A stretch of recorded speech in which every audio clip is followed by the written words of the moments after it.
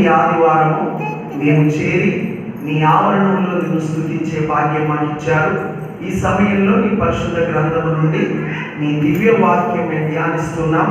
నీ వాక్యం ద్వారా మాతో మాట్లాడండి. మెల్లనైన నీ స్వరం మాకు వినిపించండి. మేము ఆత్మీయ మేలు పొందినట్లు నీ సన్నిధిలో మేము బలపడి స్థిరపడి మా జీవితంలో నాయన నీ సాక్షులమై మేము వర్ధిల్లునట్లు మాకు కావలసిన లేఖన వాక్యము దయచేయమని నీకే సమస్త మహిమ ఘనత ప్రభావాలు ఆరోపించుకుంటూ అల్పుని నన్ను నేను నీ చేతులకు అప్పగించుకుంటూ నీ యొక్క సన్నిధిని ఈ సమయం కొరకు నాయన అల్పుని మేలు కొరకు నన్ను జ్ఞాపకం చేసుకోమని యేసు నామం పేరట ప్రార్థించి వేడుకొనుచున్నాను తండ్రి. ఆమేన్. ఆమేన్. దేవుని పరిశుద్ధ నామానికి మహిమ కలుగును గాక. ప్రభు అయిన యేసుక్రీస్తునందు చేరి వచ్చిన సంఘ బిడ్డలందరికీ శుభములు. ఈ సమయంలో పరిశుద్ధ గ్రంథమైన బైబిల్లో నుండి 3 మాటలు నేను మీతో పంచుకోవాలని ఆశపడుతున్నాను. ఈ 3 మాటలు ఏమిటి అని అంటే, నీతిమంతుల ఇల్లు, ద హౌస్ ఆఫ్ రైచియస్. నీతిమంతుల ఇల్లు. ఈ నీతిమంతుల ఇల్లు అన్న వాక్య భాగాన్ని బట్టి మనము ఈ సమయంలో వాక్యం వినబోతున్నాం. రండి, సామెతల గ్రంథం 3వ అధ్యాయం. సామెతల గ్రంథం 3వ అధ్యాయం 33వ వచనం మనం అందరం కలిసి చదువుకుందాం. సామెతల గ్రంథం 3వ అధ్యాయం 33వ వచనం. భక్తిహీనుల ఇంటి మీదికి యెహోవా శాపము వచ్చును, నీతిమంతుల నివాస స్థలమును ఆయన ఆశీర్వదించును. గమనించండి, దేవుడి వాక్యంలో సామెతల గ్రంథం 3వ అధ్యాయం 33వ వచనంలో 2 గృహాలు అక్కడ కనపడుతున్నాయి. ఒకటి భక్తిహీనులు వాళ్ళుండే ఇల్లు, 2 నీతిమంతుల నివాస స్థలము అనగా నీతిమంతుల ఇల్లు. ఒక ఇంటి మీదకేమో శాపం పోతుంది, మరొక ఇంటి మీదకేమో ఆశీర్వాదం వస్తుంది. ఒక ఇల్లేమో శాపాన్ని తెచ్చుకుంటుంది, మరొక ఇల్లేమో ఆశీర్వాదం తెచ్చుకుంటుంది. కాబట్టి నీతిమంతుల నివాసమును ఆయన ఆశీర్వదించును అనగా నీతిమంతులు నివసించే ఇంటిని దేవుడు ఆశీర్వదిస్తాను అంటున్నాడు.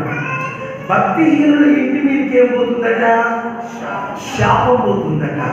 కాబట్టి గమనించండి, మన జీవితంలో చాలాసార్లు మనము పొరపడుతూ ఉంటాం. ఏంటా పొరపాటు? జాగ్రత్తగా వినండి. మనం అనుకుంటున్నాం కదా, నేనున్న నివాసంలో, నేనున్న ఇంటిలో వాస్తు సరిగా లేదు, ఇక్కడ సరైన విధానంలో ఇల్లు కట్టుకోలేదు కనుక ఈ ఇంటిని బట్టి నాకు మేలు కలగడం లేదు, లేక ఆశీర్వాదం రావడం లేదు, నేను చేసే పని కలిసి రావడం లేదు, ఈ ఇల్లు బాగాలేదు అని చాలా మంది అనుకుంటున్నారు. అయితే దైవ వాక్యాన్ని బట్టి నేను చెబుతున్నాను, ఇల్లు కాదు బాగలేనిది. ఇంట్లో ఉన్న నీవు బాగలేకపోతే నిన్ను బట్టే నీ ఇల్లు శాపమైనా తెచ్చుకోవాలి, నిన్ను బట్టే నీ ఇల్లు ఆశీర్వాదమైనా తెచ్చుకోవాలి. దోషము ఇంటిలో లేదు, దోషము ఆ ఇంటిలో నివసించే మనుషుల్లో ఉన్నది. ఆ మనుషులను బట్టి ఆ ఇంటి మీదకి శాపమైన రావాలి, ఆశీర్వాదమైన రావాలి. నిన్ను బట్టి నీ ఇల్లు దీవించబడుతుంది, కానీ నీ ఇంటిని బట్టి నీవు దీవించబడవు. చెవులు గలవారు దీన్ని గ్రహించుదురు గాక. అంతకు మించి నేను ఇంకా చెప్పలేను. తర్వాత దేవుని వాక్యాన్ని బట్టి చూస్తే నీతిమంతుల నివాస స్థలమును ఆయన ఆశీర్వదించును అని రాయబడింది. ఇంతకీ నీతిమంతులు ఎవరు? నీతిమంతులు ఎవరు? నీతిమంతుల నివాస స్థలమును అనగా ఆ ఇంటిని ప్రభు ఆశీర్వదిస్తానంటున్నాడు. బైబిల్లో నీతిమంతుల గురించి ఏమి రాయబడి ఉన్నది.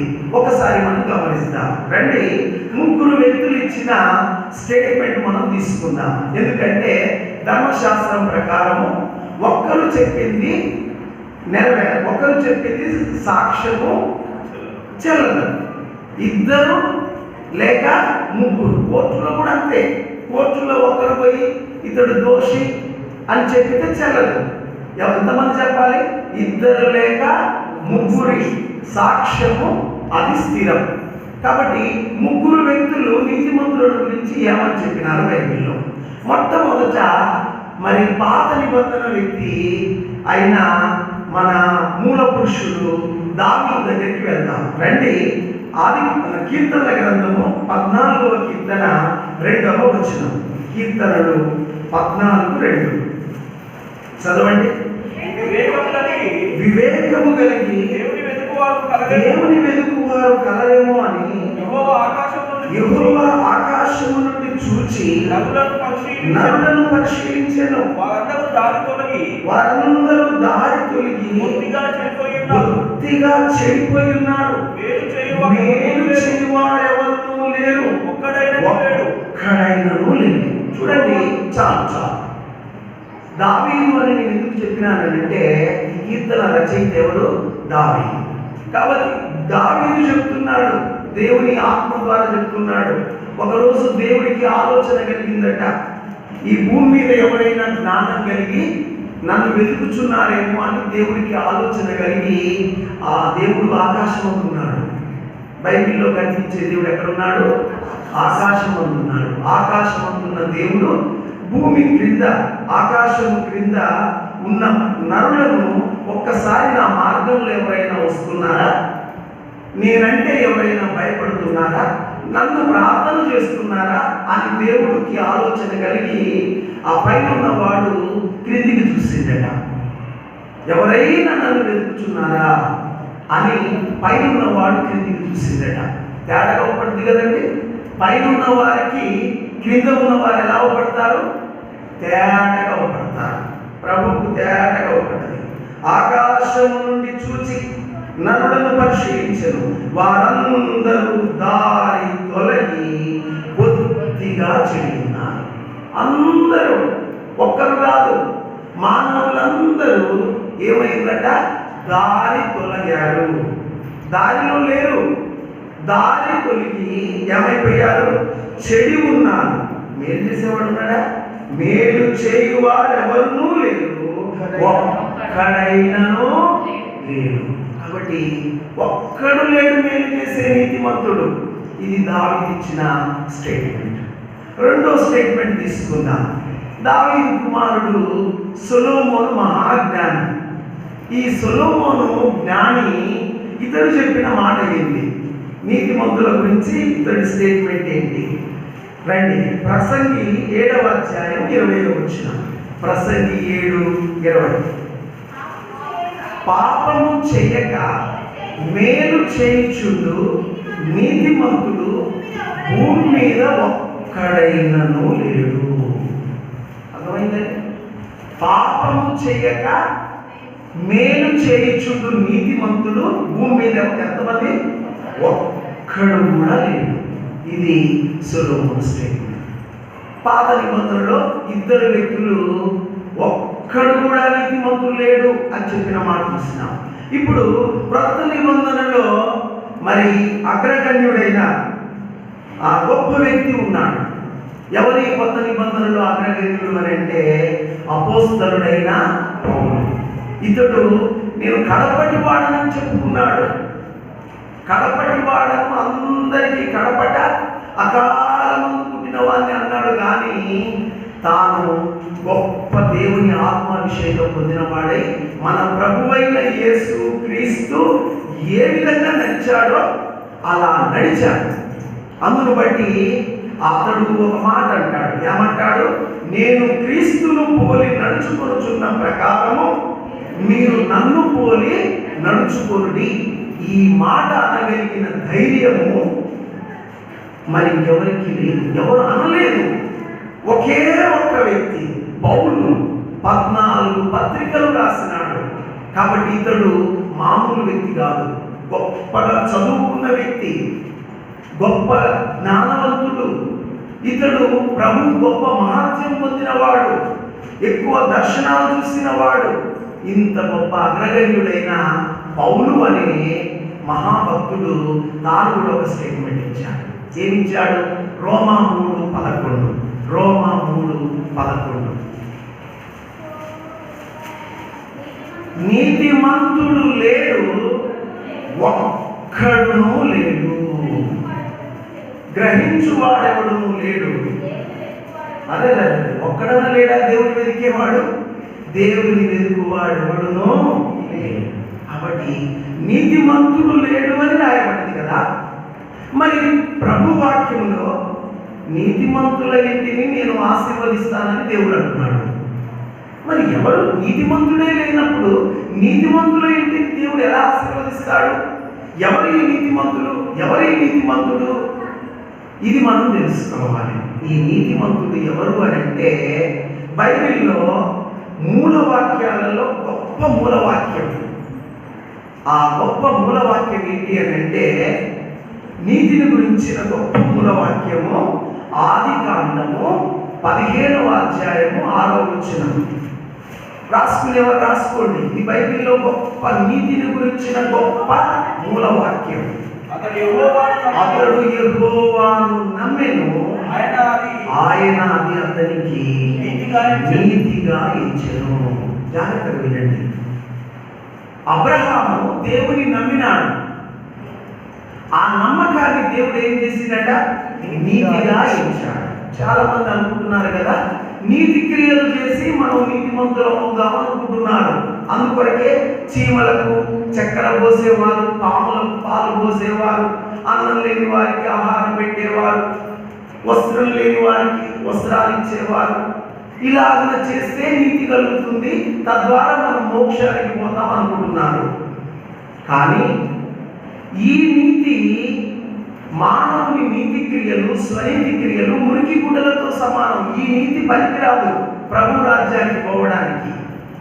ఆ నీతి కాకుండా గొప్ప నీతి ఏమిటి అని అంటే సర్వమానవాళి పాపం కొరకు శిలువలో బలియాగమైన దేవుని యందలి విశ్వాసం ద్వారా మానవులు నీతిమంతులు కావాలి. చూడండి, నా క్రియల ద్వారా నేను నీతిమంతునైతే క్రెడిట్ అంతా ఎవరిది? అంతే కదా. నా క్రియల ద్వారా నేను నీతిమంతునైతే నా క్రెడిట్ అంతా నాదే. ఇక దేవుడితో నాకు పని ఏంటి? నీ క్రియల ద్వారా నువ్వు నీతిమంతురాలు, నీతిమంతుడవు అయితే దేవుడితో పని ఏంటి? అవసరమా దేవుడు? నీ క్రియల ద్వారా నువ్వు నీతిమంతుడవు అయితే దేవుడితో పనే లేదు. కాబట్టి మానవునికి క్రెడిట్ లేదు. క్రెడిట్ దేవుడికే కలుగునట్లు దేవుడు చేసిన గొప్ప ఏర్పాటు ఏంటంటే నన్ను నమ్మిన వాడే నీతిమంతుడు అని పాత నిబంధన గ్రంథం అబ్రహాము కానుండి క్రొత్త నిబంధన వరకు కూడా ఇదే నీతి, బైబిల్ నీతి. ఏంటిది? యేసు ప్రభువును నమ్ముకోవడమే నీతి. ఎందుకంటే ఆయనే మన పాపములకు ప్రాయశ్చిత్తమైనాడు. మన శాపము శిలువలో భరించాడు. మన కొరకు ఆయన మన శిక్ష భరించాడు. అందును బట్టి ఆ ప్రభువును నమ్ముకొని, ప్రభువా నేను పాపిని, నా కొరకు నువ్వు శిలువలో చనిపోయినావు, నా పాపమును క్షమించు అని ఆ ప్రభువునందు విశ్వాసం ఉంచి ఆయన వైపు మల్లడమే నీతి. అబ్రహాము దేవుని నమ్మినాడు, అతడు నీతిమంతుడై ఎంచబడ్డాడు. అబ్రహాము క్రియల ద్వారా నీతిమంతుడు కాలే, నమ్మకమును బట్టి, దేవుని నమ్ముకొనుటను బట్టి నీతిమంతుడైనాడు. ఇప్పుడు మనము కూడా నీతిమంతులము విశ్వాసమును బట్టి అవుతాము. చూడండి, రోమీలకు రాసిన పత్రిక 5వ అధ్యాయం 1వ వచనం. రోమా 5:1 వచనం. కాబట్టి విశ్వాస మూలమున మనము నీతిమంతులమని తీర్చబడి మన ప్రభువైన యేసుక్రీస్తు ద్వారా దేవునితో సమాధానం కలిగి ఉన్నాము. ఫుట్నోట్స్లో కలిగి ఉన్నాము అని రాయబడింది. గమనిస్తున్నారా? అర్థమవుతుందా దైవవాక్యం? చాలా మందికి అర్థం కాదు. ఎందుకంటే సాతానుడు వాళ్ళను అర్థం చేయలేడు. అర్థమైతే మళ్ళీ వీళ్ళ బతుకులు ఆడ బాగుపడతాయో అని కొంతమంది చెవులను సాతాను మూసేస్తాడు. వినుటకు మట్టుకు విందురు కానీ మీరు గ్రహించరు, చూచుట మట్టుకు చూతురు కానీ కాననే కాను. చెవులుండి వినలేని వారు, కళ్ళుండి చూడలేని వారు, హృదయం ఉండి కూడా అరే నిజమే నిజమే అంటారు. అంతలోనే హృదయము పక్కకు దొరికిపోద్ది, గ్రహించరు. కాబట్టి నువ్వు నీతిమంతుడు ఎలా అవుతావంటే ఎంత త్యాగం ఇచ్చాడండి. మన ప్రభువైన యేసుక్రీస్తునందు విశ్వాసము ద్వారా నీతిమంతులమని తీర్చబడతాము. బై ఫెయిత్, విశ్వాసము ద్వారా మనము నీతిమంతులమవుతున్నాము. కాబట్టి యేసు ప్రభునందరి విశ్వాసము ద్వారా ఆ ప్రభుని నమ్ముకుంటే నీతి. ఆయన ద్వారా మనం నీతిమంతులమై దేవునితో సమాధానం కలిగి ఉన్నాం. అంటే మన పాపములకు ప్రాయశ్చిత్తం ప్రభు చేసినాడు కనుక, ఆయన యందు నమ్మకం ఉంచినాం కనుక ఇప్పుడు మనకు దేవునితో ఏం కలుగుతుంది? సమాధానం కలుగుతుంది. ఇలాగున నీతిమంతుల నివాస స్థలమును యెహోవా ఆశీర్వదించును అన్న మాట అర్థం ఏంటి అంటే, యేసు ప్రభువును నమ్ముకున్న బిడ్డల ఇంటిని దేవుడు ఆశీర్వదిస్తాడు అని అర్థం. కాబట్టి నీతిమంతుల నివాస స్థలమును యెహోవా ఆశీర్వదించు. కాబట్టి ఆయన ఆశీర్వదిస్తానంటున్నాడు నీతిమంతుల నివాస స్థలం. ఎందుకంటే ప్రభువు నమ్ముకున్న బిడ్డలు ఆ ఇంట్లో వాళ్ళు ప్రార్థన చేస్తారు, వాళ్ళు బైబిల్ చదువుతారు, వాళ్ళు మందిరానికి వెళ్తారు. రహస్యం ఏందో తెలుసా? ఆశీర్వాదానికి రహస్యం ఏందో తెలుసా? నీకే ఆశీర్వాదం కావాలి అని చాలా మంది అనుకుంటుంటారు. కానీ ఆశీర్వాదానికి రహస్యం ఏంటో తెలుసా? ప్రభు అయిన యేసునందలి విశ్వాసం, మందిర సహవాసం, ప్రార్థనా జీవితం. ఇదే నీ ఇంటికి దేవుని ఆశీర్వాదం. నీకుందా బాబు? నీకుందా? Have you faith in Jesus Christ? If you have faith in Jesus Christ, listen to me carefully, the word of God. నిజంగా యేసునందు విశ్వాసం వచ్చిన వారు వాళ్ళ యాటిట్యూడే వేరుంటుందండి. నేను ఇప్పుడు మళ్ళీ సబ్జెక్టు నుండి డివైడ్ అవుతున్నాను, పక్కకు తొలగిపోతున్నాను. పక్కకు తొలగిపోతే సమయం ఎక్కువైందని నాకు తెలుసు, కానీ కొంచెం అర్థం కావడానికి చెప్తున్నాను. ప్రభువునందు విశ్వాసం వచ్చిన వారు వాళ్ళ వైఖరి వేరే ఉంటుంది. వాళ్ళు చాలా సిన్సియర్గా వింటుంటారు, వాళ్ళ ప్రవర్తన సిన్సియర్గా ఉంటుంది, వాళ్ళ యొక్క నడవడి, వాళ్ళ జీవన విధానము, వాళ్ళ లైఫ్ స్టైలే డిఫరెంట్గా ఉంటుంది. దాన్ని ఎలా పోల్చలేము. ప్రభు బిడ్డల లైఫ్ స్టైలు లోక బిడ్డల లైఫ్ స్టైల్కు నక్కకు నాగలోకానికి ఉన్నంత తేడా దైవ సేవకుడిగా గ్రహించగలరు. నిజంగా ఎవరు దేవుని వాక్యాన్ని జాగ్రత్తగా వింటున్నారో, దేవుని మీద ఎవరు ఆసక్తి కలిగి ఉంటున్నారో, అది దేవుని యందు అనుభవం కలిగిన దైవజనులు, అంతేకాదు మరి దేవునిలో ఉన్నవారు కూడా గ్రహించగలుగుతారు. కాబట్టి మన జీవితానికి మన నివాసము అది గుడిసే కావచ్చు, బిల్డింగే కావచ్చు, లేకపోతే నాకు అది కూడా లేదయ్యా ఓ చెట్టు కింద ఉంటున్నాను అనుకో, అక్కడ కూడా నేను దీవిస్తాను. నీకు ఉండవలసినది ఏంటో తెలుసా? ప్రభువైన యేసునందలి విశ్వాసం, మందిర సహవాసం, ప్రార్థన జీవితం. ఈ మూడు నీ జీవితంలో ఉన్నాయనంటే నీ దేవుడు నిన్ను దీవిస్తాడు. నీకు పెద్ద బిల్డింగ్ ఉండొచ్చు, నువ్వు గొప్ప ధనవంతుడవు కావచ్చు, నీకు ఇవి లేకపోతే భక్తిహీనుల ఇంటి మీదికి యెహోవా శాపము వచ్చు. కాబట్టి మన ఇంటి మీదకి ఏమి రావాలి? ఆశీర్వాదం రావాలి. అందుకొరకే మనం ప్రభు బిడ్డలుగా నడుచుకుందాం. ఇక నీతిమంతుల నివాస స్థలమును యెహోవా ఆశీర్వదించునన్న మాటను బట్టి బైబిల్లో ఎవరినైనా అలా దేవుడు దీవించాడా? ఒకసారి గమనించుదాం. దీవించాడు. ఓ నీతిమంతుని బట్టి గృహాన్ని దీవించినట్లు బైబిల్లో స్పష్టంగా రికార్డ్ అయింది. ఒకసారి చూద్దాం రండి. ఆదికాండం 30వ అధ్యాయము బైబిల్ గ్రంథం కలిగిన వారు ఒకసారి ఆ వాక్యాన్ని తీయండి. ఆదికాండం 30వ అధ్యాయము 27వ వచనం. అందుకు లాబాను అతనితో, నీ కటాక్షము నా మీద ఉన్న ఎడల నా మాట విను. నిన్ను బట్టి యెహోవా నన్ను ఆశీర్వదించనని శకునము చూచి తెలుసుకొంటిని. చూడండి, ఇక్కడ యాకోబును గురించి లాబాను చెబుతున్న మాట. యాకోబు ఏమో అల్లుడు, లాబాను ఏమో మామ. మామ ఇంటికి అల్లుడు వచ్చాడు. అల్లుడు వచ్చిన కాళ్ళ నుండి లేక అల్లుడు ఇంట్లో అడుగుపెట్టిన నాట నుండి ఎక్కడ చూసినా ఆశీర్వాదమే కలుగుతుంది. అసలు అతనికి అర్థం కాలేదు. అతడు శకునాలు చూసేవాడు.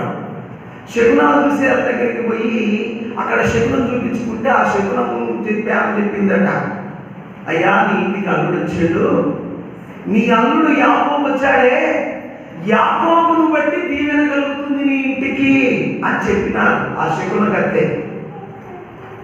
ఇప్పుడు ఇతనికి అర్థమైపోయింది, ఆహా నా ఇంటికి ఆశీర్వాదం కలిగింది అని అంటే బికాస్ ఆఫ్ జాకబ్, యాకోబును బట్టే ఈ ఆశీర్వాదం కలిగింది. కాబట్టి ఇప్పుడు అల్లుడితో అంటున్నాడు, అల్లుడు నీవుగాక నా ఇంట్లో నుండి పోయినావు అంటే ఆశీర్వాదం పోయినట్టే. నువ్వు నా ఇంట్లో ఉంటే నాకు ఆశీర్వాదం. ఎందుకంటే నువ్వు దేవుని నమ్మిన వ్యక్తివి. నిన్ను బట్టి దేవుడు నన్ను దీవిస్తున్నాడని నాకు తెలిసింది. కాబట్టి ప్లీజ్ నువ్వు వెళ్ళొద్దయ్యా, నీ జీతం ఎంతంటే అంత ఇస్తా, నిన్ను బట్టి నాకు దీవెన కలుగుతుంది, అడుగు నీకు ఎంత జీతం కావాలో అంత ఇస్తా, కానీ నువ్వు మాత్రం నా ఇంటిని వదిలిపెట్టి బయటికి పోవద్దు. ఎందుకంటున్నట్టు, నువ్వు పోతే నా ఆశీర్వాదం అయిపోతుంది. అర్థమవుతుందా? యాకోబును బట్టి లాబాను ఇంటిని దీవించిన దేవుడు నిన్ను బట్టి నీ ఇంటిని దీవించడా? చెప్పండి మీరే. దీవిస్తాడు. ఎందుకంటే లాబాను యాకోబును బట్టి లాబాను దీవించిన దేవుడు నిన్ను బట్టి నీ ఇంటిని దీవిస్తాడు. మరి నీ ఇంట్లో దీవెనేది? నీ ఇంట్లో దీవెనేది? నీ ఇంట్లో దీవెన కలగడం లేదు అని అంటే కారణం ఏంటన్నట్టు, నీలో సరి అయిన భక్తి లేదన్నట్టు, నీలో సరి అయిన దేవుని యందలి విశ్వాసము, ప్రార్థన జీవితము, మందిర ఏమో ఆ 3 మాటలు ప్రభు నన్ను ప్రేరేపించాడు, అందువల్ల చెప్పాను. అవి నీలో లేవు కనుకనే నీ జీవితంలో నీ ఇంట్లో దీవెన లేదు. యాకోబును బట్టి లాబాను ఇంటిని దేవుడు దీవించాడు. తర్వాత మరొక వ్యక్తి దగ్గరికి వద్దాం రండి. ఆదికాండం 39:3 వచనం. ఆదికాండం 39:3 యెహోవా అతనికి తోడైండెననియు అతడు చేసినదంతయు అతని చేతిలో యెహోవా సఫలము చేసిననియు అతని యజమానుడు చూచినప్పుడు యోసేపు మీద అతనికి కటాక్షము కలిగెను గనక అతని యొద్ద పరిచర్య చేయువాడాయెను. ఇక్కడ పోతీఫరు ఇల్లు. యోసేపు దేవుణ్ణి నమ్ముకున్నవాడు, అక్కడ యాకోబు దేవుణ్ణి నమ్ముకున్నవాడు. అతన్ని బట్టి లాబానికి దీవెన వచ్చింది. ఇక్కడ యోసేపు కూడా దేవుని యందు భయభక్తులు గలవాడు, దేవుని ప్రార్థించేవాడు, యథార్థంగా పరిశుద్ధంగా దేవుని కొరకు జీవితాన్ని కాపాడుకుంటూ నడిచే వ్యక్తి ఇతడు. యోగ్యులకు ఎప్పుడు దేవుడు మేలే చేస్తాడు. వాళ్ళు కొంచెము కింద పడ్డా తప్పకుండా పైకి లేస్తారు. వాళ్ళు ఒకవేళ ఇబ్బందుల పాలై వాళ్ళ ఇబ్బందులన్నిటినీ తొలగజేసి ఆశీర్వాదకరమైన స్థితి తప్పక దేవుడు ఇస్తాడు. నీ నీతికి తగినట్లు నీ నివాస స్థలమును వర్ధిల్లజేయు దేవుడు ఆయన. గుర్తుంచుకో, యోసేపు నిజంగా నీతిమంతుడు, ప్రభువు నమ్మినవాడు. యోసేపు పోతీఫరు ఇంటికి అమ్మబడ్డాడు. అయితే ఇక్కడ ఒక విచిత్రం జరుగుతుంది, జాగ్రత్తగా వినండి. ఏంటా విచిత్రం తెలుసా? యోసేపు దాసుడు. దాసుడు యజమానుడి ఇంట్లో ఏం చేయాలి? పని చేయాలి. దాన్నే పరిచారము అన్నాడు. పరిచారము అంటే ఆయా పనులు చేయడం, పొలం పనులు చేయడం, ఇంటి పనులు చేయడం, పరిచారం చేయాలి. కానీ యోసేపు జీవితంలో ఉన్న ఒక ప్రత్యేకత ఏంటంటే అతడు ఎక్కడ పోయినా ఏలుబడి చేస్తాడు. దేవుని స్తోత్రం. అతడు ఎక్కడ పోయినా ఏలుబడే చేస్తాడు. పైవాడుగానే ఉంటాడు కానీ క్రిందివాడుగా ఉండడు. తలగానే ఉంటాడు కానీ చెప్పండి తోకగా ఉంటాడు. యోసేపు ఉన్న ప్రత్యేకత. ఎందుకంటే అతడు దేవుని యందు యథార్థంగా, చూడండి, ఒక క్రమబద్ధమైన జీవితం లేకుండా వ్యక్తి నీ యొక్క కుటుంబ జీవితంలో వర్ధిల్లలేవు, అంతేకాదు ఆత్మీయ జీవితంలో కూడా వర్ధిల్లలేవు. ఒక క్రమబద్ధమైన జీవితం నీకు ఉండాలి. ఉంటేనే నీ కుటుంబ జీవితం వర్ధిల్లుద్ది. ఆత్మీయ జీవితంలో కూడా ఒక క్రమబద్ధమైన జీవితం ఉంటేనే ఆ క్రమబద్ధమైన జీవితాన్ని బట్టి వర్ధిల్లుతాడు. ఉదయం పండుకొని ఎప్పుడు లేస్తారు? సోమరి చీమల యొద్దకు వెళ్ళు, వాటి నడతలు కనిపెట్టి జ్ఞానం తెచ్చుకోను. ఎప్పుడు లేస్తావో నీకు తెలవదు. నేను పండుకున్నానంటే, ఒక ఆయన అన్నాడట, నేను పండుకున్నానంటే ఎప్పుడు లేస్తానో నాకే తెలవదు అన్నాడట. అబ్బో, ఎంత పెద్ద గొప్ప డైలాగ్ కదండి. నేను పండుకున్నానంటే ఎప్పుడు లేస్తానో నాకే తెలవదు. ఓరి దరిద్రుడా, నీవు నిద్రపోతువు, దరిద్రుడవుతావు. నీ జీవితంలో నీకు బ్లెస్సింగ్ ఉండదు. అది నీ జీవితానికి క్రమమైనది కాదు. నువ్వు వర్ధిల్లలేవు. మరి దేవుళ్ళలో కూడా మరి ఇంకెంత యథార్థం ఉండాలి? ఏలుబడి చెయ్యాలి అని అంటే యోసేపు ఎక్కడ పోయినా ఏలుబడి చేసేవాడే. కారణం ఏంటంటే అతని క్రమమైన జీవితం, సిస్టమాటిక్ లైఫ్ మనం కలిగి ఉంటే దేవుళ్ళో అది మనకు ఆశీర్వాదంగా ఉంటుంది. యోసేపు పరిచారం చేసేవాడైతే అక్కడ వాక్యం ఎందుకు రాయబడిందంటే పోతీఫరే యోసేపు పరిచారం చేస్తుండట. దేవునికి స్తోత్రం. దాసుడు పరిచారం చేయాల్సింది పోయి దాసుడు ఏమో యజమానులా ఉన్నాడు. యజమానుడు దాసుడికి ఏమయ్యాడు? పరిచారం. ఏందయ్యా నువ్వు పరిచారం చేస్తున్నావు అంటే నాకు తెలిసిపోయింది, అతడు వచ్చిన నాట నుండి మాకు ఇంట్లో ఆశీర్వాదం కలుగుతుంది. నేను ఒకప్పుడు మందిరం లేక కొన్ని కష్ట పరిస్థితుల్లో గాలి తుఫానులలో నేను కొట్టుకొని వచ్చాను. గాలి తుఫానులలో నుండి వచ్చి తిని అని పాట ఉందే, గాలి తుఫానుల నుండి కొట్టుకొని వచ్చాను. కొట్టుకొని వస్తే కొంతమంది పరిస్థితులు, కొంతమంది నాకు వ్యతిరేకంగా పోయి వాళ్ళు ఏం చేశారంటే, నేను ఒక స్థలంలో రూమ్ అద్దెకు తీసుకున్నాను. చిన్న గది అద్దెకు తీసుకున్నాను. అక్కడ ప్రార్థన పెట్టుకున్నాను. నేను 200 ఇచ్చి ఆ గది అద్దెకు తీసుకొని అక్కడ ప్రార్థన నడిపిస్తున్నాను. అయితే నాకు వ్యతిరేకంగా ఉన్న వారు ఏం చేస్తున్నారంటే అదే ఇంటి ఆయన కాడికి పోయి మేము 400 ఇస్తాము, ఆయనను ఖాళీ చేయండి, ఆయన ఏం చేయండి, ఆ గదిలో ఖాళీ చేయండి అని ఎడమల నుంచి కన్యాలను చూశారు. కన్యా వాళ్ళ శాతం ఇంకా మామూలుగా చాలా పవర్ఫుల్ గాను. ఇప్పుడు అదంత టైం లేదు నాకు చెప్పడానికి. దేవుడు తన్నేయాలి. ఆ గదిలో నుండి నన్ను బయటికి అసలు ఈ నిడవలోనే ఉంచొద్దన్నాడు. తృణీకరించిన రాయి మూలలు తలరాయి. మందిరము యాడ అంటే బస్ స్టాండ్ దగ్గర, మందిరము యాడ అంటే బస్ స్టాండ్ దగ్గర. Well known place. God has given it. దేవుడు ఇచ్చాడు. కాబట్టి నేను ఆ స్థలంలో కూడి ఉండగా ఆ ఇంటి యజమాని ఒక మంచి మాట అన్నాడట. ఏమన్నాడంటే, నేను నా భార్య మా ఇంట్లో అసలు ఎప్పుడు కొట్లాటే ఉండేది. ఆ పాస్టర్ గారు వచ్చి మా చిన్న గృహంలో కిరాయి తీసుకొని ఇక్కడ ప్రార్థన పెడుతున్న కానుంచి మాకు గొడవలు లేవయ్యా, మాకు సమాధానం ఉంది. మీరు 400 కాదు 800 ఇచ్చినా నేను ఆయనను ఖాళీ చేయమని చెప్పను అన్నాడట. దేని బట్టి అంటారు?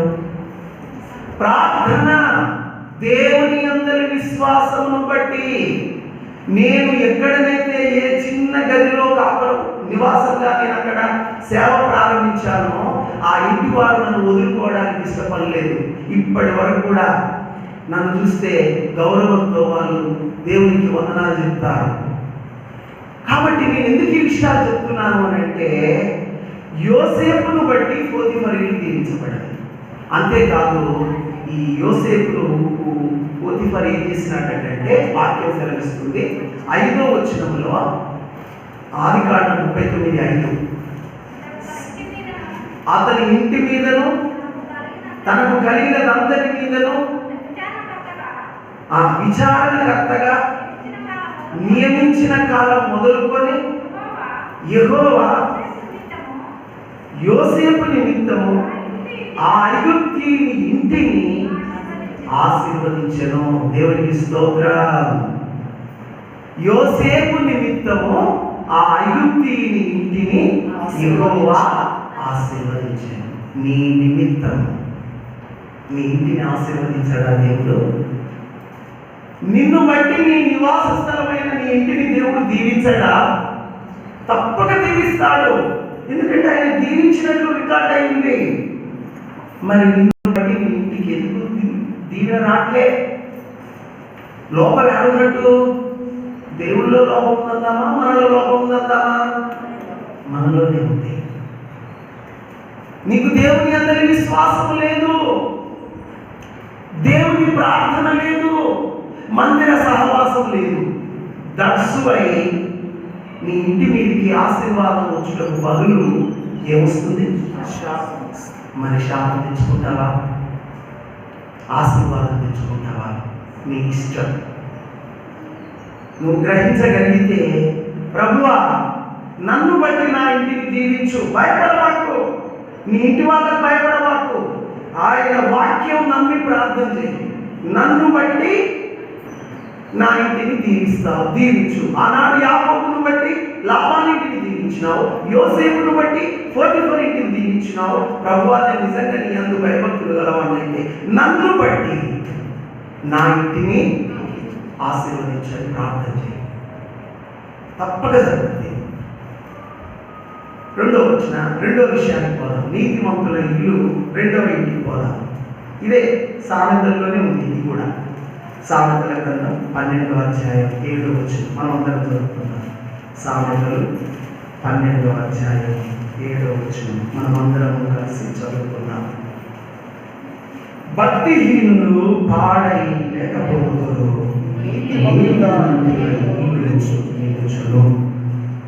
చూడండి, ఇక్కడ కూడా ఇద్దరు ఉన్నారు. భక్తిహీనులు, నీతిమంతులు. భక్తిహీనులు పాడై లేకపోతురు. భక్తిహీనులు అసలు ఉండరు, వాళ్ళు పాడైపోతారు, ఉండకుండా కనుమరుగైపోతారు, అదృశ్యమైపోతారు వాళ్ళు. కానీ నీతిమంతుల ఇల్లు నిలుచును. కాబట్టి భక్తిహీనులు పాడైలేకపోతురు, నీతిమంతుల ఇల్లు నిలుచును. గమనించండి, వాళ్ళు పాడైలేకపోవడానికి గల కారణం ఏంటంటారు? వాళ్ళ భక్తిహీనతే. ఈ నీతిమంతుల ఇల్లు నిలవడానికి కారణం ఏంటంటారు? వాళ్ళ నీతే. నీ నీతిని బట్టే నీ ఇల్లు నిలుస్తుంది, నీ భక్తిహీనతను బట్టే నీ ఇల్లు పాడై లేకుండా పోతుంది. అంటే ఇక్కడ ఇల్లు అంటే అదేమో గృహము, మొదటిదేమో గృహము. ఇక్కడ ఇల్లు అంటే భార్య, భర్త, పిల్లలు. గుర్తుంచుకోండి. మొదటిదేమో గృహము, నీతిమంతుల నివాస స్థలమును యెహోవా ఆశీర్వదించును. దట్ ఈస్ ఏ హౌస్, అదొక ఇల్లు, గృహం అని. ఇదేంటి అంటే కుటుంబం. నీతిమంతుల ఇల్లు అంటే నీతిమంతుల కుటుంబం. నీతిమంతుల కుటుంబం భార్య, భర్త, పిల్లలు నిలుస్తారు. భక్తిహీనుల కుటుంబాలు వాళ్ళ ఇల్లు నిలవదు. నిలవదు అంటే దాని అర్థం ఏంటిది? ఆ ఇంటి వాళ్ళంతా అయిపోతారు. నేను ఓ స్థలానికి సేవా పరిచయం పోయాను. ఆ సేవా పరిచయం పోయేటప్పుడు ఆ పక్కన మొత్తము గృహాలు లేవు, ఆ మిద్దెలన్నీ కూలిపోయాయి, అక్కడక్కడ అన్ని ఇండ్లు ఖాళీ చేశారు, మొత్తం పాడుపడిపోయిన ఇల్లు. ఏంటన్నా ఇళ్ళని ఇలా పాడైపోయినాయి అంటే, అన్న ఆ ఇంట్లో వాళ్ళందరూ చచ్చిపోయారు, ఇల్లు వదిలిపెట్టి కొంతమంది పోయారు, ఇక ఆ ఇల్లు అన్నీ ఉన్నాయి. ఏ ఇల్లు? భక్తిహీనుల ఇల్లు పాడై లేకపోవు, నా ఇంట్లో కూడా లేకుండా పోయారు, కానీ నీతిమంతుల ఇల్లు నిలుస్తుంది. దీనికి చక్కని రెఫరెన్స్ ఏంటంటే, గొప్ప రెఫరెన్స్గా ఎవ్వరు కాదన్నా లేదన్నా దానికి ఇక వీల్లేనంత గొప్ప రెఫరెన్స్ ఏంటంటే నోవాహే, నోవాహు. ఒకసారి ఆ వాక్యం చూద్దాం. 2వ పేతురు 2:5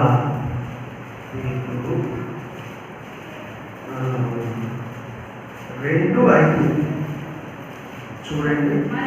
మరియు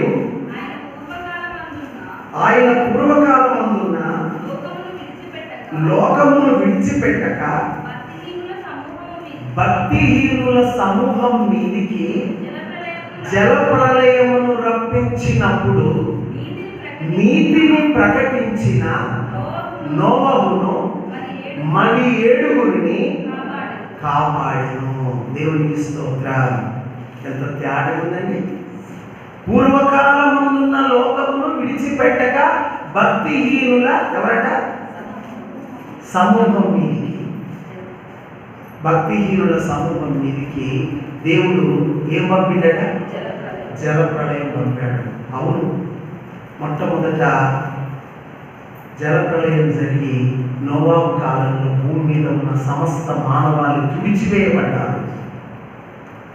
పురుగులు, జంతువులు, పశువులు, ప్రాణులు, భూమి మీద మానవులందరూ తమ చెడు నడవడిని బట్టి దేవుడు భూమి మీద ఉండకుండా భక్తిహీనుల సమూహాన్ని ఏం చేసినాడు? తుడిచివేసినాడు. పూర్వమే ఆ పని చేసినాడు అని అంటే ఇప్పుడు ఎందుకు మరి రాసి పెట్టినాడు? జాగ్రత్త, పూర్వము భక్తిహీనులైన వారినే నేను వదిలిపెట్టలేదు, ఇప్పుడు భక్తిహీనులైన వారారా మిమ్మల్ని వదిలిపెడతాననుకుంటున్నారా? నిత్యము త్రాగుడు, వ్యభిచారము, చెడ్డ అలవాట్లు, చెడుతనము, స్మోకింగ్, మీ నివాస స్థలాలు మీ కార్యాలతోటి చెడిపోయినాయి, కంపు కొడుతున్నాయి.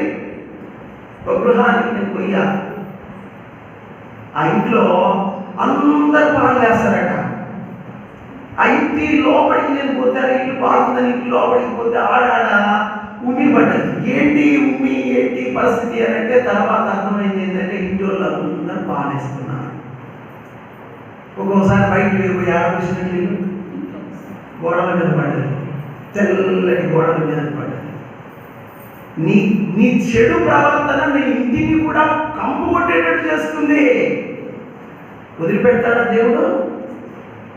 నిత్యము త్రాగుడు, వ్యభిచారము, చెడు అలవాట్లు, చెడు ప్రవర్తన వదలవే, చెడు ఆలోచన వదలవే. అరే చస్తావురా, నువ్వు చస్తావు, ఇప్పుడైనా సరి చేసుకో. సస్యలే అంటున్నాడు. పో నాశనానికి. నీ జీవితం మార్చుకోవడానికి, నీ భక్తిహీనతను వదిలిపెట్టి ప్రభు వైపు తిరగడానికి నీకు దేవుడు అవకాశాలు ఇస్తున్నాడు. ఆ అవకాశాన్ని వదులుకుంటే నీ నాశనానికి నీవే ఉత్తర వారిని, చెవులు గల వారి విందురుగా. కాబట్టి భక్తిహీనులను దేవుడు వదిలిపెట్టలేదు. నీతిమంతుడైన నోవాహును మరి 7 అంటే నోవాహుకు 3 కుమారులు, 3 కోడళ్ళు, 6 భార్య భర్త, మొత్తం ఎంతమంది? 7 ప్లస్ 1 8 మంది. ఆనాటి లోకము కేవలం రక్షించబడ్డ వాళ్ళు 8 మందే.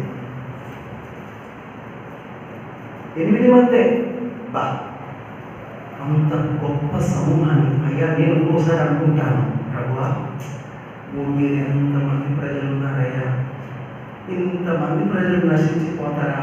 ఇంతమంది నశించి నిత్యనాశనానికి పోతారా? వీళ్ళ జీవితాల్లో ఉగ్రత పాలైపోతారా? వీళ్ళు కట్టిన బిల్డింగులు, వీళ్ళు కట్టిన ఫ్లైఓవర్లు, వీళ్ళు కట్టిన పెద్ద పెద్ద బహుళ అంతస్తులు అన్నీ కూలిపోతాయి. అయ్యో అందరూ నశించిపోతారా అంటే ప్రభు అంటున్నాడు, అవును, నోవాహు కాలాన్ని జ్ఞాపకం చేసుకో. నన్ను అనుసరించి నా యందు భయభక్తులు కలిగి నన్ను వెంబడించిన నోవాహు ఆ తరంలో నీతిమంతుడు. అతన్ని, అతని కుటుంబాన్ని తప్ప అంత గొప్ప లోకాన్ని నాశనం చేయలేదా? ఇప్పుడు కూడా అంతే. ఎందుకంటే భక్తిహీనత. ప్రజలు మారతలేరు, చెడుతనాన్ని వదిలిపెట్టలేరు, పాపమును ఎంత మాత్రం కూడా వదిలిపెట్టడానికి ఇష్టం లేదు. అందువల్లనే నీ భక్తిహీనతే నీ నాశనానికి కారణం. నోవాహు నీతి, ప్రభుని నమ్మిన జీవితం అతడు అతని ఇల్లు నిలవడానికి కారణం. నీతిమంతుల ఇల్లు నిలుచు. కాబట్టి నువ్వు నీతిమంతుడిగా ప్రభుని వెంబడిస్తావా, నీ ఇల్లు నిలుస్తుంది. ఇక్కడ ఇల్లు అంటే కుటుంబం నిలుస్తుంది. నోవాహు కుటుంబం ఇల్లు నిలిచింది దేవుని వెంబడించడం బట్టి. తర్వాత నీతిమంతుల ఇల్లు నిలుచును అనడానికి ఇంకొక వర్డ్ నేను చూపించి ముందుకు పోతాను. రండి, మత్తయి 7:14 మత్తయి 7:24 14 కాదండి, 24. కాబట్టి ఈ నా మాటలు విని వాటి చొప్పున చేయు ప్రతి వాడును బండ మీద తన ఇల్లు కట్టిన బుద్ధిమంతుని పోలి ఉండును. వాన కురిసెను, వరదలు వచ్చెను, గాలి విసిరి ఆ ఇంటి మీద కొట్టెను, కానీ ఆ ఇల్లు పడలేదు. ఎందుకు పడలేదు? అది బండ మీద పునాది వేయబడ్డది. గాలి ఏం చేయలే, వాన వరద ఏమి చేయలే. యెహోవా యందు నమ్మకముంచువారు కదలక నిత్యము నిలుచు సీయోను కొండవలే ఉందురు. నీ దేవుడే నువ్వు నమ్మిన దేవుడే నీ పక్షాన నీకు అండగా నిలబడ్డారని ఆయన కొండ. నిన్ను ఈ పరిస్థితులు ఏమి చేయలేవు. సెకండ్ వేవ్ ఏం చేయలేదు, థర్డ్ వేవ్ ఏం చేయలేదు, కరోనా ఏమీ చేయలేదు. ఒకవేళ ఆయన అనుమతిస్తే తప్ప. ఎందుకంటే నీ ప్రభువు, నీవు నమ్మిన దేవుడు నిన్ను నిలబెట్టడానికి సమర్థుడు. అయితే నేను ఇక్కడ చెప్పే వర్షన్ భాగం ఏంటంటే బండ మీద కట్టిన ఇల్లు. ఎవరు బండ మీద కట్టిన ఇల్లు? అసలు బండ ఎవరు? బండ యేసుక్రీస్తే. ఇల్లు ఎవరు? మనమే ఇల్లు. వాక్యం ఏం చెప్తుంది? హెబ్రీయులకు రాసిన పత్రిక 6:3 ఉంది ఒక మాట, మనమే దేవుని ఇల్లు. చూడండి ఆ మాట కూడా.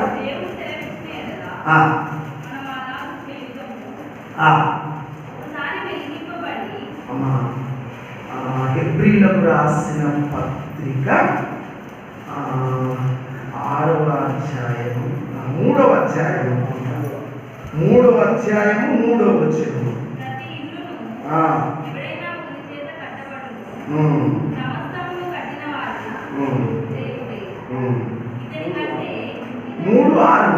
ఎబ్రీ 3:6 నేను చదువుతున్నాను చూడండి. అయితే క్రీస్తు కుమారుడై ఉండి ఆయన ఇంటి మీద నమ్మకముగా ఉన్నాడు. ధైర్యమును నిరీక్షణములను ఉత్సాహమును తుదమనకు స్థిరముగా చేపట్టిన ఎడల మనమే ఆయన ఇల్లు. చూడండి, ఎన్ని ఇల్లు చెప్పారు? 3 ఇల్లు చెప్పారు. మొదటి ఇల్లేమో నివాసం, రెండో ఇల్లేమో కుటుంబం, మూడో ఇల్లు ఏంటో తెలుసా? You are the house of God. నువ్వే దేవుని ఇల్లు, మనమే దేవుని ఇల్లు. ధైర్యము, నా దేవుడు నాతో ఉన్నాడు. ఉత్సాహము, నా ప్రభు నా పక్షాన్ని నిలబడ్డాడు. నేను ఆయనను వెంబడిస్తున్నాను, ఆయన మందిరానికి వెళ్తున్నాను, ఆయన ప్రార్థన చేస్తున్నాను, ఆయన యందు నేను నమ్మకం ఉంచినాను, నా దేవుడు నా పక్షాన ఉన్నాడు. డోంట్ కేర్, నేను లెక్క పెట్టను. ఇది ఇలాంటి వ్యక్తికి ఆ ఇంట్లో, ఆ హృదయం అనే ఆ ఇంట్లో ఎవరున్నారు? దేవుడు ఉన్నాడు. అంటే ఇక్కడ ఈ బండ యేసుక్రీస్తు కాగా ఆ బండ మీద ఉన్న ఇల్లు ఎవరంటే మనమే. బండ మీద ఉన్న ఇల్లు ఎవరమో మనమే. మనము నిలవాలి అంటే బండ మీద కట్టబడాలి. బండ మీద కట్టబడడం అంటే ఏంటి? ఈ నా మాటలు విని వాటి చొప్పున చేయు ప్రతివాడు. మనం చేస్తున్న పెద్ద భయంకరమైన తత్వం ఏంటంటే, దేవుని మాటలు వింటలేరా? వింటలే ఉన్నారు. వాటి చొప్పున చేస్తున్నారా? చేస్తలేరు. వారం అమ్మా దేవుని గణపరుచున్నట్లు నేను మెసేజ్ పెడతాను, పెట్టిందే పెడతాను. ప్రభు కూడా అంటున్నా, అట్నే పెట్టు, చెప్పిందే చెప్పి. ఎంతవరకు చెప్పాలి ప్రభు అంటే, నువ్వు ఉన్నంత వరకు, వాళ్ళు ఉన్నంత వరకు చెప్పు. తర్వాత నా తీర్పు దినం వచ్చినప్పుడు జరిగేది జరుగుతుంది. సకాలమునకు రండి. సరే, సకాలమునకు రండి అని చదువుకున్న వాళ్ళకైతే, చూసిన వాళ్ళకు అందులో ఇక అనవసరంగా పిచ్చి పిచ్చి మెసేజ్లను పెట్టడం, చట్టంతో పడేస్తే ఇక అది నింపుకోతుంది. మళ్ళీ దాన్ని కూర్చోడానికి పెద్ద కష్టం. ఎందుకు అవసరం? మనకి యూజ్ ఏంది? ఓన్లీ చర్చి పర్పస్, సంఘ పరిచర్యలో కొన్ని విషయాలు తెలుపబడడానికి అంతే. ఇంకా ఇతరులు చాలా ఉంటాయి, అవసరం లేదు. Only church use. కాబట్టి సకాలమునకు రండి. సకాలానికి వస్తున్నావా? సరే, అది చదువుకున్న వాళ్ళకు తెలుసు. నాకు చదువు రాదని నేను వారం చెప్తారేనా? ఏమో చెప్తున్నాను, దయచేసి ఆదివారం దేవుని కనపరుచున్నట్లు మీరు మందిరములకు సకాలమునకు రండి. చూడండి, నువ్వు ఉద్యోగానికి పోతున్నావు, ఇదే టైం ఉద్యోగానికి పో. అమ్మా, ఉద్యోగం కూడా అవసరం లేదు, కూలికి పో. నువ్వు లేటుగా పో కూలికి. ఇప్పుడు నాట్లు వేసుకుంటా అనుకున్నా, నాట్లకు పో. భలే వచ్చిన వాళ్ళే అమ్మ, సాగు ఇంటికి పోనంట. ఇక్కడ దేవుడు అన్నాడైనా, లెక్కల కోసం జాగ్రత్త. నువ్వు దేవుని ఎట్లా వెంబడిస్తున్నావు అది కూడా లెక్కలోకి వస్తుంది రేపు. ఇవన్నీ రేపు ప్రభు దగ్గర నిలబడతావు. అయ్యో నా దరిద్రము అని అయ్యా నోరు నెత్తి కొట్టుకున్నా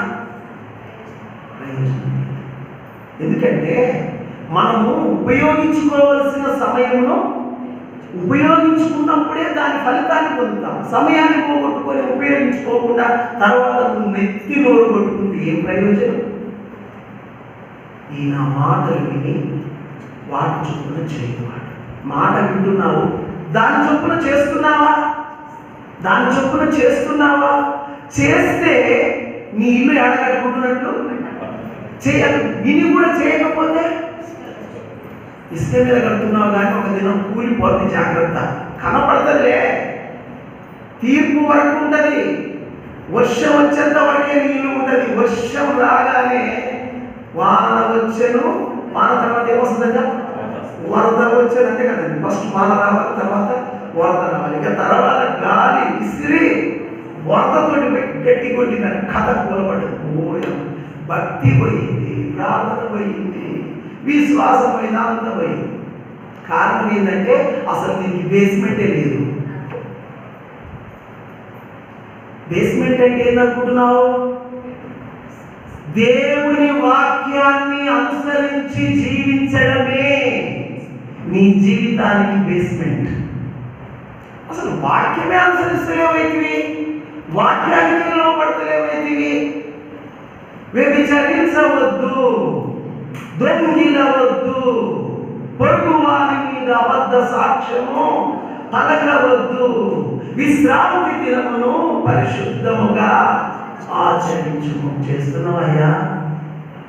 అయ్యా సహోదరి, ఈ మాటలను అనుసరిస్తున్నావా? నువ్వు దేవుని సన్నిధికి వస్తున్నావు, కానీ దేవుడు చెప్పిన ప్రకారం చేయకపోతే నువ్వేదో నేను నిలబడ్డాను అనుకుంటున్నావు, కానీ ఒక దినం కూలిపోతావు. నీ ఇల్లు నిలవదు. నీ ఇల్లు, నీ జీవితం నిలవాలి అంటే వాక్యం చెప్పినట్లు నడువు. నీ కొరకు ఒక దైవ సేవకుని పెట్టాడు దేవుడు. ఆ సేవకుడి ద్వారా నువ్వు ఇలా నడుచుకో అని నీకు చెప్పిస్తున్నాడు. నువ్వు ఆ మాట వినగలిగితే నువ్వు మేలు పొందుతావు. నేను ఈ సేవకుని మాట ఏం వింటానులే అంటే రేపు దేవుడు చెప్పినా నువ్వు వినవు. సేవకుడు చెప్పితే వినలేని వ్యక్తివి, రేపు దేవుడు చెప్పినా నువ్వు వినవు. కాబట్టి నీ ఇల్లు నిలవాలి అని అంటే దైవజనుడు సేవకుడి ద్వారా దేవుడు ఏ మాట సెలవిస్తున్నాడో, ఏ వాక్యం సెలవిస్తున్నాడో ఆ వాక్యానికి నువ్వు లోబడి నడుచుకుంటే నీ ఇల్లు నిలుస్తుంది. కాబట్టి ఒకటి నోవాహు ఇల్లు నిలిచింది. ఇక్కడ మరొక ఆత్మీయ రహస్యం ఏంటంటే మన అంతరంగ జీవితంలో మన జీవితము దేవుని వాక్యం మీద బేస్ అయి ఉంటే మన ఇల్లు అంటే మనం నిలుస్తాం. ఇక మూడో ఇంటికి పోయి మనం ముగించుకుందాం. మన ఇంటికి కూడా పోదాం. సామెతలు 15వ అధ్యాయం 6వ వచనం అందరం కలిసి చదువుకున్నాం. సామెతలు 15 6వ వచనం అందరం కలిసి చదువుకున్నాం. తెరవండి బైబిల్ వాక్యం. నీతిమంతుని ఇల్లు గొప్పది, భక్తిహీనునికి ఇక్కడ కూడా ఇద్దరు కనపడుతున్నారు. నీతిమంతుడు కనపడుతున్నాడు, భక్తిహీనుడు కూడా కనపడుతున్నాడు. నీతిమంతుని ఇల్లు గొప్ప ధననిధి, భక్తిహీనునికి కలుగు వచ్చుబడి దేనికి కారణమట? ఎంతో ఆదాయం వస్తుందట. భక్తిహీనునికి కూడా చాలా డబ్బులు వస్తున్నాయట, కానీ అంత శ్రమకే కారణం అవుతుందట. భక్తిహీనునికి కూడా చాలా వచ్చుబడి వస్తుందట. ఇంటి మీద వస్తుంది, కిరాయికి ఇచ్చిన ఇంట్ల మీద వస్తుంది, లారీల మీద వస్తుంది, కారు మీద వస్తుంది, ఇంకా తనకున్న పొలం మీద వస్తుంది, స్థిరాస్తి చరాస్తి అన్నిటి మీద ఆదాయం వస్తుంది, పిల్లల ద్వారా వస్తుంది, తనకు వస్తుంది, మరి అంత వస్తున్నా కూడా దేనికి కారణం అవుతుందట? శ్రమం కారణం. భక్తిహీనుడికి ఎంత వచ్చుబడి వచ్చినా అదంత శ్రమకే కారణం.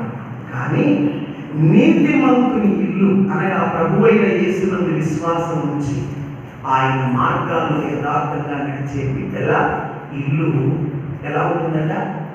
గొప్ప ధననిధి. ఆ ఇల్లే దేవుడు ధననిధిగా చేసినాడట. ఆ ఇంట్లో నిధి ఉంది. ఆ ఇంట్లో ఏముంది? నిధి ఉంది. ఆ నిధి ఎట్లా ఏర్పడిందో తెలుసా? మీ పూర్వీకులు ఎవరో మీ ఇంట్లో తొవి పెట్టలే లెక్క బిందెలు. మీ పూర్వీకులు ఎవరో లెక్క బిందెలు తొవి పెడితే మీ ఇంట్లో నిధి కాదు నేను చెప్పేది. నీవు దేవుని యందు విశ్వాసము, మందిర సహవాసము, ప్రార్థనా జీవితం కలిగి ఉన్నావే, అదే నీ ఇంట్లో ఇదయింది. చెవులున్నవారు ఈ మాటలు మళ్ళీ బుర్రలోకి ఎక్కించుకుందరు కాక. విశ్వాసము, ప్రార్థన జీవితము, మందిర సహవాసము ఉన్నవారు వాళ్ళ ఇంటిని ఏం చేస్తున్నారు? నిధిలాగా తీసుకుంటున్నారు.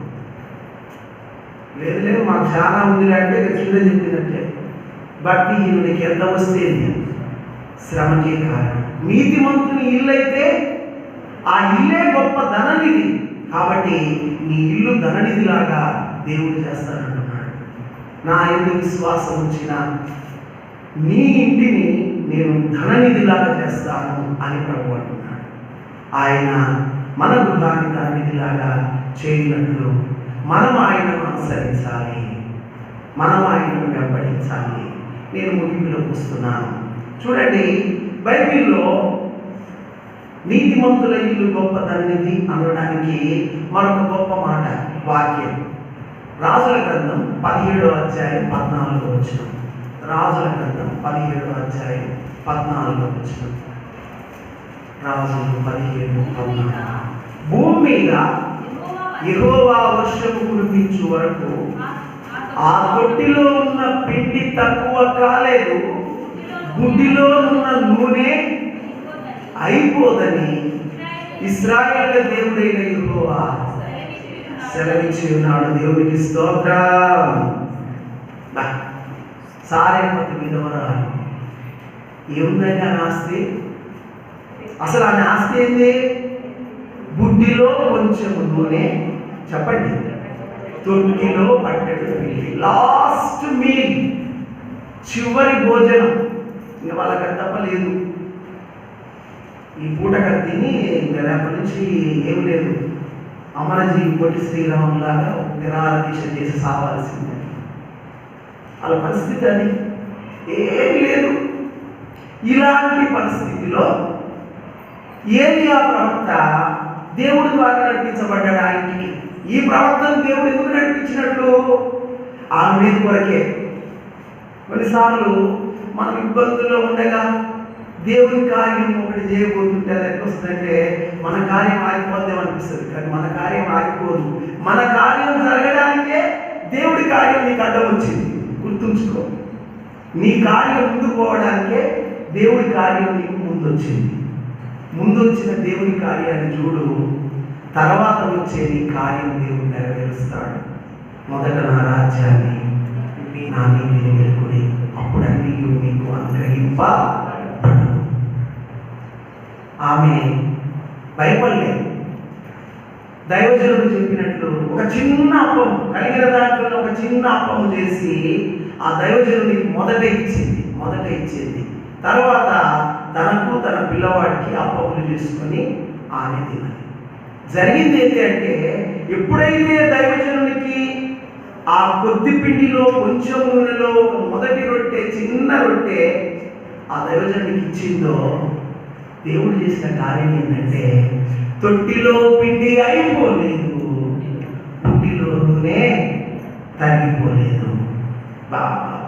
ధననిధి ఎప్పటి వరకు తెలుసా? భూమి మీద వర్షం పడేంత వరకు. ఎంతమంది విధవరాలు ఆ దినాల్లో లేరు? ఇంకొకటి చెప్పనా, ఆ దినాల్లో ఆకలి చావులతో చనిపోయిన వారు ఎందరో ఉన్నారు. కానీ సారెపతి విధవరాలు ఆకలి చావు లేనే లేదు. ఆమె ఆకలి తీర్చబడింది. దేన్ని బట్టి? ఆమె దేవుని పేరున మొదట రొట్టె దేవుని సేవకుడికి ఇచ్చింది.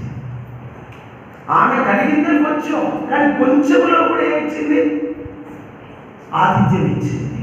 ఆమె ఇల్లు ధననిధి తరగడం లేదు, పెరుగుతూనే ఉంది. రోజుకు పెరుగుతూనే ఉంది. తగ్గకుండా దేవుడు ఆశీర్వదిస్తూ వచ్చాడు. నేటి దినాల్లో మన సంఘాలను లోపించిన భయంకరమైన ఏదో చెప్పనా? నేటి దినాల్లో అంటే కొన్ని సంఘాలు ఉన్నాయేమో, కొంతమంది బలవంతులను చూసి మేమే బలవంతులు అనుకుంటున్నారు. ఈ చిన్న చిన్న వాక్యాలంటే ఇది శిలరోలే అనుకుంటున్నారు. శిలరోలే చాలా మంది ఉన్నారు. జాగ్రత్త. ఈ వాక్యం కావాల్సిన వాళ్ళు చాలా మంది ఉన్నారు.